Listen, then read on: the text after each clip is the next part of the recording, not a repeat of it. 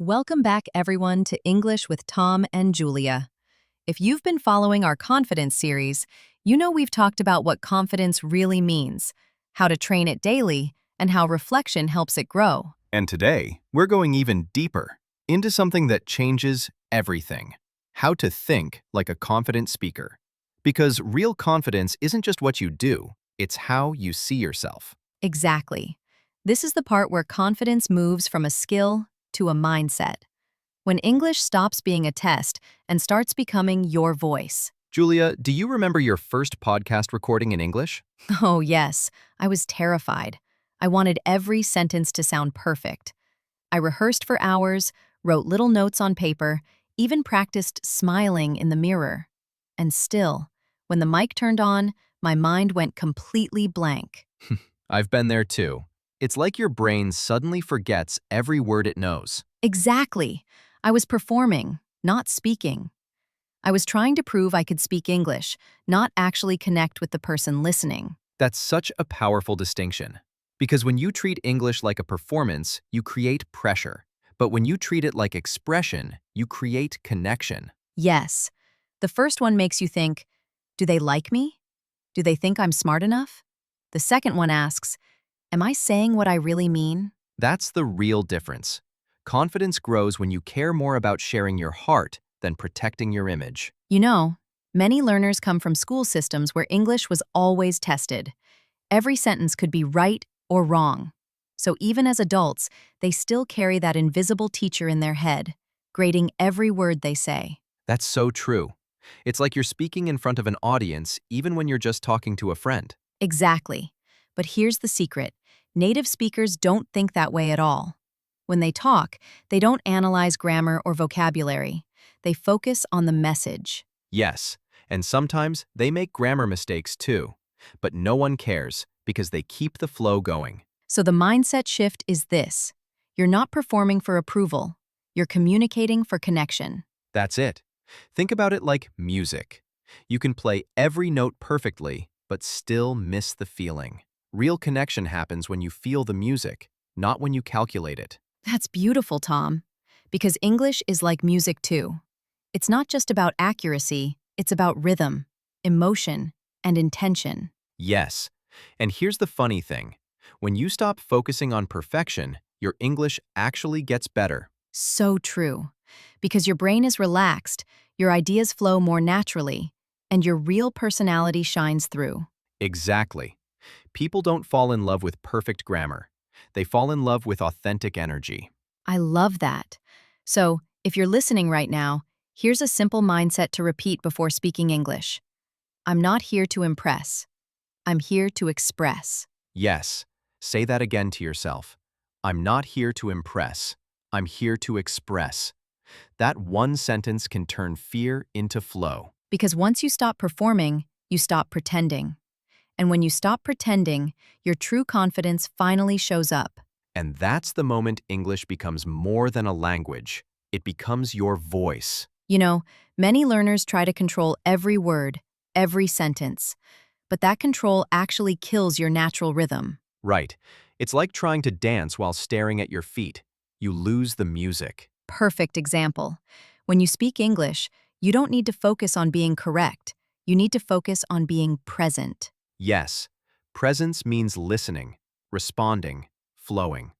It's a conversation, not a performance. And ironically, when you let go of control, your English often sounds better, not worse. Because your tone becomes relaxed, your rhythm more natural. People feel your energy instead of your tension. So the mindset shift here is this. Instead of, I must speak perfectly, think, I'm here to connect. That one sentence changes everything. Let's talk about something most learners never notice: their inner voice. What do you say to yourself before you speak? Oh, yes, that voice can be your biggest friend or your biggest enemy. If before speaking you think, I'll sound stupid, your brain obeys. Exactly. Your mind listens to your self-talk. That's why confident people train their inner voice. They speak to themselves with kindness. So instead of saying, I can't, they say, I'm learning.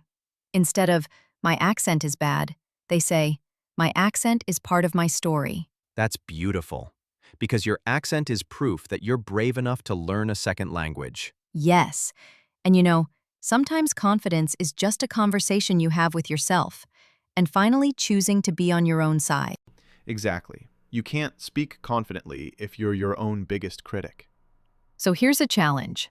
Before your next English conversation, take 10 seconds.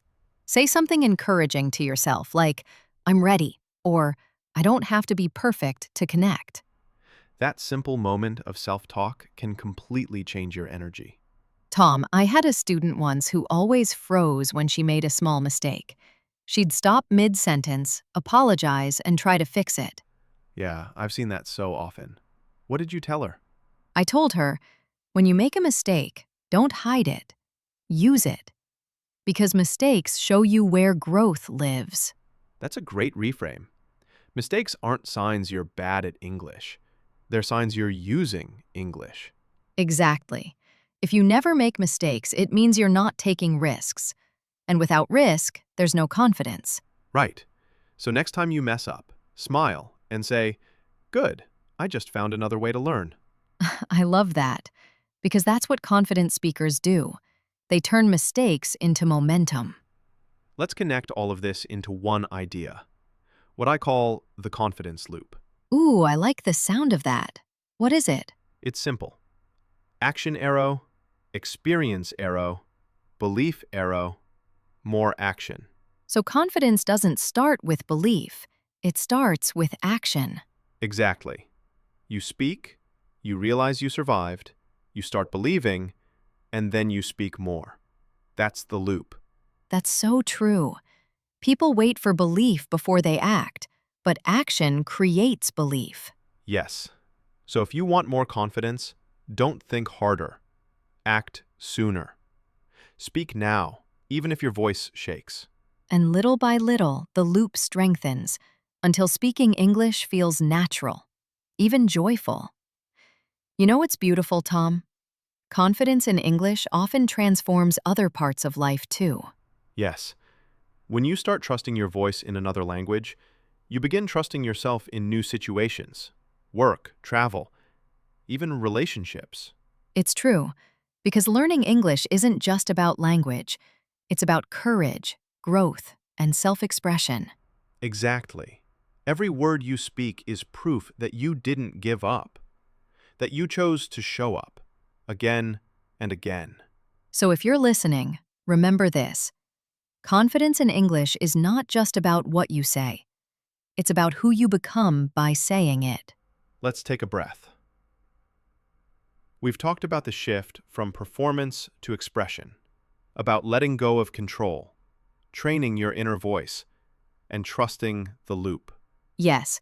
So today, your small step is this. Speak one sentence in English, even when you don't feel ready. Not to perform, but to express. Exactly. Let your English be a bridge, not a barrier. You don't need to impress anyone. Just express yourself honestly. And remember, confidence is not loud. Sometimes it's quiet, calm, and steady. It's the voice that says, I can do this, even when you're scared. That's the kind of confidence that lasts. So keep speaking, keep showing up, and most importantly, keep being kind to yourself through it all. That's the best language habit there is. Thank you so much for joining us in this 3-part series on confidence. We hope it's helped you see that speaking English is not just about words, it's about growth. And if you enjoyed this journey, stay with us. Next week, we'll explore a new topic. It's all about how to understand real English conversations with ease and calm. Until then, take care, keep practicing, and remember, Your voice matters.